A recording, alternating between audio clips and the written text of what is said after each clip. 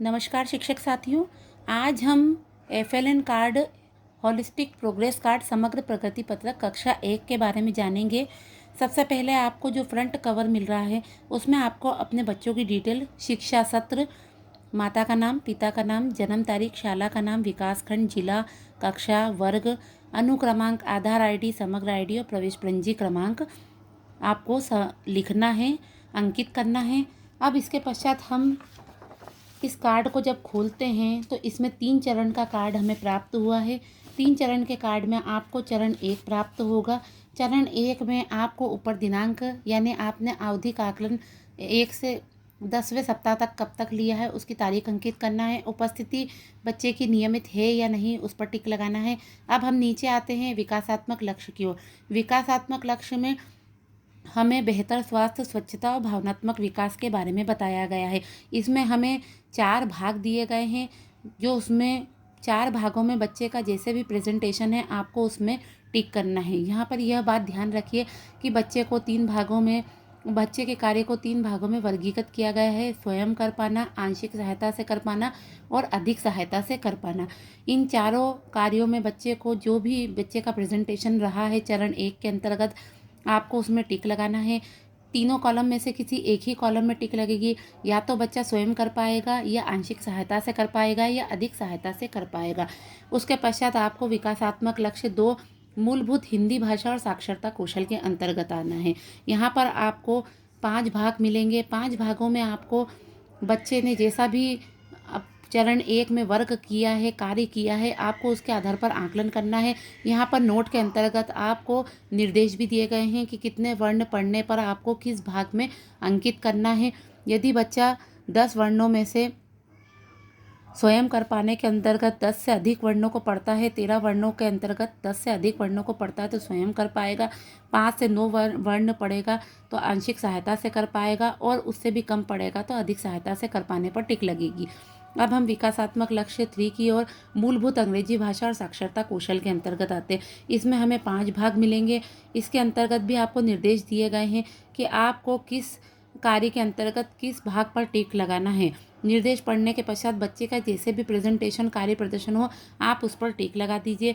नीचे विकासात्मक लक्ष्य 4 मूलभूत संख्या ज्ञान आपको दिखाई देगा। इसमें गणित कौशल के अंतर्गत 3 भाग दिखाई दे रहे हैं आपको। तीनों भागों में से आपको बच्चे के नीचे निर्देश दिए गए अनुसार के अंतर्गत स्वयं कर पाना, आंशिक सहायता से कर पाना और अधिक सहायता से कर पाने पर किसी एक ही भाग में टिक लगाना है।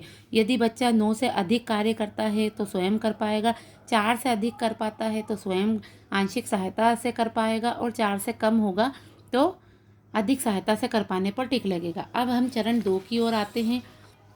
चरण 2 में आप भी इसी प्रकार आपको टिक लगानी होगी। यहाँ पर भी आपको स्वयं कर पाना, आंशिक सहायता से कर पाना और अधिक सहायता से कर पाने के अंतर्गत आवधिक आकलन 20वें सप्ताह का जो भी कार्य प्रदर्शन बच्चे का होगा उस हिसाब से यहाँ पर टिक लगेगी। पहला जो लक्ष्य है वो बेहतर स्वास्थ्य, स्वच्छता और भावनात्मक विकास का है। दूसरा विकासात्मक लक्ष्य हमारा हिंदी भाषा कौशल है। तीसरा विकासात्मक लक्ष्य हमारा अंग्रेजी भाषा कौशल का होगा, और चौथा विकासात्मक लक्ष्य हमारा गणित कौशल का होगा। हमें इसमें 20वें सप्ताह की एंट्री करनी होगी। अब हम तीसवें आकलन पर आते हैं। चरण 3 के अंतर्गत 30वें सप्ताह का अंतिम आकलन आपको यहाँ पर कार्य प्रदर्शन के आधार पर छात्र का सबमिट करना होगा, अंकित करना होगा। यहाँ पर भी भाग दिए गए हैं। विकासात्मक लक्ष्य 1 में आपको 4 भाग दिखाई देंगे। विकासात्मक लक्ष्य 2 हिंदी भाषा कौशल में आपको 6 भाग दिखाई देंगे। विकासात्मक लक्ष्य 3 में आपको अंग्रेजी भाषा और साक्षरता कौशल के अंतर्गत 8 भाग दिखाई देंगे, और विकासात्मक लक्ष्य 4 मूलभूत संख्या ज्ञान और गणित कौशल के अंतर्गत आपको 7 भाग दिखाई देंगे। यहाँ पर भी आपको दिनांक अंकित करनी होगी कब आपने यह आकलन लिया है, और बच्चे की उपस्थिति विवरण भी आपको भरना होगा। अब हम तीनों आकलन को जब भी अंकित कर देंगे उसके पश्चात जब हम अगले पेज पर आते हैं तो अगले पेज पर आप देखेंगे कि यहाँ पर शिक्षक प्रतिक्रिया का पेज यहाँ पर खुलेगा। यहाँ पर आपको छात्र की प्रतिभाएं और छात्र की रुचियाँ अंकित करनी है। अब हम जिस विषय पर आ रहे हैं इसमें नीचे जो विषय दे रखे हैं, स्वयं कर पाने के अंतर्गत सही निशान की संख्या का मिलान करिए। अब आपको यहाँ पर ध्यान देने योग्य बात है कि यहाँ पर मिस प्रिंट हुई है। बच्चे के जो चरण 1 के जो भाग दिए गए हैं वो गलत प्रिंट हो गए हैं, तो यहाँ पर मैंने सही कर दिया है।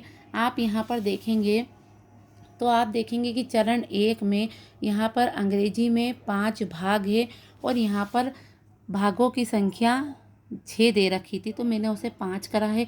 त्रुटिवश यहाँ पर प्रिंट मिस्टेक हुई है, तो आप प्रिंट मिस्टेक से इसे सही कर लीजिए। मैंने यहाँ पर इसीलिए हर चरण में गिनती करी है भागों की, ताकि मैं यहाँ पर त्रुटि सुधार सकूं। आप भी हर चरण में एक बार पुनः रिवाइज करके भागों की संख्या देख लीजिए और उसके पश्चात आप देखेंगे तो यहाँ पर आपको त्रुटि सुधार करना होगा।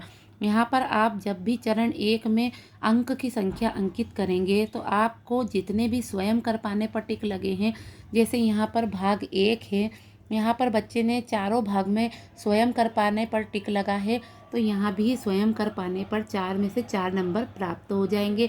यहाँ पर चरण 1 में हिंदी भाषा कौशल में बच्चे ने 4 सही करे हैं, स्वयं कर पाने पर टिक लगे हैं, तो यहाँ पर 5 में से 4 अंक मैंने दिए हैं। यहाँ पर चरण 1 में अंग्रेजी भाषा कौशल में स्वयं कर पाने पर 2 टिक लगे हैं, तो यहाँ पर 5 भाग में से मैंने 2 अंक दिए हैं। यहाँ पर चरण 1 में 3 में से गणित कौशल में से 2 सही टिक स्वयं कर पाने पर दिए गए हैं, तो यहाँ पर मैंने 3 में से 2 अंक प्रदान किए हैं। इसी प्रकार चरण 2, चरण 3 का आपको यहाँ पर अंक सबमिट करना होंगे, अंकित करना होंगे। यहाँ पर यह बात ध्यान दीजिए कि जो स्वयं कर पाने पर टिक लगेगी उसी के टिक की गणना यहाँ पर होगी। टोटल आड़ा और खड़ा जोड़ दोनों होगा, जहाँ जो कि हमने त्रुटिवश सही भाग अंकित करे हैं, तो आपको टोटल का भी सही अंक जोड़ लगाना होगा। उसके पश्चात ही आप कोई कार्य करें, क्योंकि हमने अगर त्रुटि सुधार करी है तो जोड़ भी बदलेगा। इस प्रकार हम नीचे आते हैं तो चरण 1 में माता पिता घर पर बच्चों की पढ़ाई में कैसे मदद कर सकते हैं, यहाँ पर शिक्षक को अपना सुझाव लिखना है। जैसा कि मैंने यहाँ सुझाव लिखा है, माता पिता द्वारा स्वयं के अनुभव और ज्ञान से बच्चों के कौशल में वृद्धि करना, बड़े भाई एवं बहन की मदद से बच्चों के शिक्षण को सुदृढ़ बनाना और माता पिता द्वारा स्वयं बच्चों को प्रतिदिन गृह कार्य स्वयं की देखरेख करना। आप यहाँ पर टिप्पणी में बच्चों को नियमित उपस्थित करना, बच्चों पर ध्यान देना, बच्चों की पढ़ाई लिखाई में मदद करना, ऐसी टिप्पणियाँ अंकित कर सकते हैं। अब हम लास्ट पेज पर आते हैं। लास्ट पेज पर आने के बाद आप देखेंगे पालक की प्रतिक्रिया का पेज आपको दिखाई देगा। यहाँ पर उन इमोजी पर गोला लगाना है जैसे बच्चा प्रदर्शन करता है। जैसे बच्चा घर से बाहर खेल में भाग लेना, उस पर 3 इमोजी आपको दे रखी है। जैसे बच्चे का प्रदर्शन है, आप उस इमोजी पर गोला लगा दीजिए।